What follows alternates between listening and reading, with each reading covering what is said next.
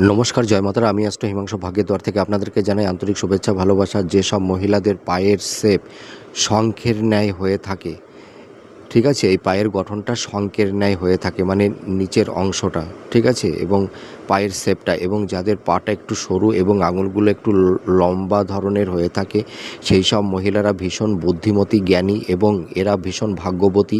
এদের বিবাহের পরে এদের স্বামীর উন্নতি ঘটে। এরা পরিবারের প্রতি ভীষণ যত্নশীল, পিতামাতার প্রতি ভীষণ কেয়ারিং হয়ে থাকে এবং এরা ভীষণ ধার্মিক, রোমান্টিক প্রকৃতির হয়ে থাকে। এদের জ্ঞান, এদের ট্যালেন্ট, মেধার সাহায্যে এরা জীবনে অনেক উন্নতি করে থাকে। আর এছাড়া এদের মধ্যে একটা রোমান্টিকতা, আর্টিস্ট মেন্টালিটি দেখতে পাওয়া যায়। এদের হৃদয়, এদের মন ভীষণ কোমল, সফট প্রকৃতির হয়ে থাকে। এরা সামান্যতে আঘাত পায়, ঠিক আছে, আর এরা মানুষকে ভীষণ ভালোবাসে। এরা ভীষণ সৎ ও অনেস্ট, ধার্মিক প্রকৃতির মহিলা হয়ে থাকে। মিলিয়ে দেখুন। জয় মাতারা।